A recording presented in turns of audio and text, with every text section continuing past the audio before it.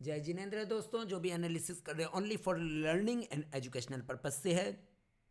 Risk disclosure and disclaimer को ध्यानपूर्वक पढ़ लेंगे।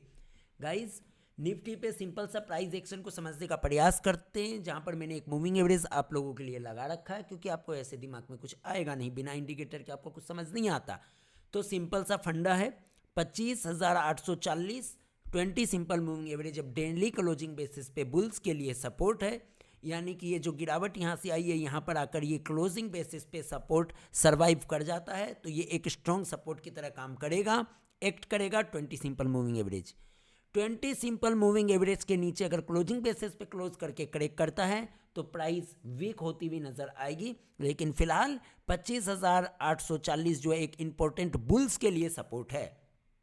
इसके साथ बुल्स के लिए एक रेजिस्टेंस भी बन चुका है, क्योंकि प्राइस एक्शन में एक बड़ी कैंडल बनी है, ऑल टाइम हाई के आसपास ब्रेक कर नहीं पाया और निकला ये इस इंपॉर्टेंट प्राइस रेजिस्टेंस को गैप करके फिल किया और बच्चों को यहाँ पर दिखाया कि भाई मैं तो ब्रेकआउट हो गया। इसने क्या दिखाया? मैं तो ब्रेकआउट हो गया प्राइस। लेकिन नियर बाय एक रेजिस्टेंस ऑल टाइम हाई का था, उस ऑल टाइम हाई के ऊपर अगर ये बड़ी कैंडल बनाकर ये कैंडल कसता तो समझ में आता कि सुपर बुल आने वाला है जल्द ही, लेकिन ऐसा नहीं हुआ। दूसरे दिन गैप डाउन एंड आज इस गैप डाउन के ऊपर इस क्लोजिंग के ऊपर गैप अप ओपनिंग हुई, लेकिन वो भी सरवाइव नहीं किया, नीचे आ गया। हालांकि मैंने आपको पिछले 2 दिन के सेशन में एनालिसिस में ये बताया है कि जब तक अब 26,190 यानी 26,210 के ऊपर डेली क्लोजिंग बेसिस पे क्लोज नहीं होता है, प्राइस ऊपर नहीं जाएगी। इसके साथ यहां पर आप देखें ये एक सपोर्ट 26,040 उसको भी इसने आज करेक्ट कर दिया, जो कि मैंने आपको कहा अगर क्लोजिंग बेसिस पे 26,000 टूटता है तो फर्दर अच्छी खासी डाउनसाइड देखने को मिल सकती है। हालांकि ये प्राइस करेक्ट कर चुका, तो प्राइस वाइज रेजिस्टेंस 26,160 अब बन गया इसका हाई, स्ट्रॉन्ग रेजिस्टेंस की तरह एक्ट करेगा। और मुझे लगता है इतनी जल्दी अब ये रेजिस्टेंस तोड़ने वाला नहीं है। ऐसा हो सकता है कि 7-8 ट्रेडिंग सेशन भी इस रेजिस्टेंस को ये ब्रेक ना करे। फिलहाल 20 सिंपल मूविंग एवरेज को एक सपोर्ट लेकर वापस से ऊपर घूमने का प्रयास कर सकता है। अगर 20 सिंपल मूविंग एवरेज आज हो, कल हो, 2 दिन हो, 4 दिन हो, अभी क्या होगा? मान लो ये वापस से ऊपर गया तो यहाँ रेजिस्टेंस एक्ट करेगा, उसको फिर से गिरा देगा।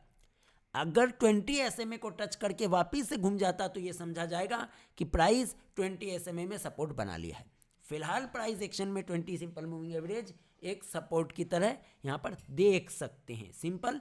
इसके साथ ये जो स्ट्रेंथ इंडिकेटर है इसमें काली लाइन नीचे चली गई, लाल लाइन ऊपर, और ये जो आपको ग्रीन लाइन दिख रही है, दोनों लाइन फ्लैट होती हुई नजर आ रही है। ये भी कहीं ना कहीं ये संकेत दे रहा है कि बाजार कमज़ोर हो रहा है, वीक हो रहा है, और ये रेजिस्टेंस बन चुका है। तो ये रेजिस्टेंस बन चुका है और इसके साथ अगर ये तीनों लाइन एक साथ चलती हुई नजर आएगी तो ये संकेत देगा कि प्राइस इस तरीके से रेंज बाउंड भी हो सकता है आने वाले समय में। अगर 20 सिंपल मूविंग एवरेज को करेक्ट नहीं करता है तो ये रेजिस्टेंस लेगा और इसी के अंदर दायरे में ट्रेड करता हुआ नजर आ सकता है। इस प्राइस से बनी हुई रेजिस्टेंस को ब्रेक करने के लिए गैप अप या फिर एक बड़ी ग्रीन कैंडल इसके ऊपर क्लोज होनी चाहिए। हमेशा क्लोजिंग इंपॉर्टेंट होती है, इस बात को ध्यान रखेंगे। तो सिंपल से मगज में बिठा लेना, अभी फिलहाल प्राइस पे चार्ट बोल रहा है कि 20 सिंपल मूविंग एवरेज 25,840 सपोर्ट है। ऊपर ये जो आप देख रहा है ये वाला 26,145 रेजिस्टेंस है। सिंपल सा फंडा, ये 2 लेवल को आप नोट करिए और चार्ट पर स्टडी शुरू कर दीजिए। बाकी सब मोह माया है।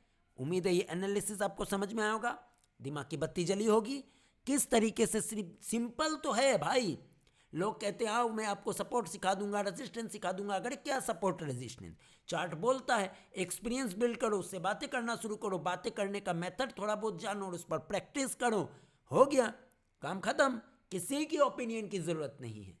धन्यवाद।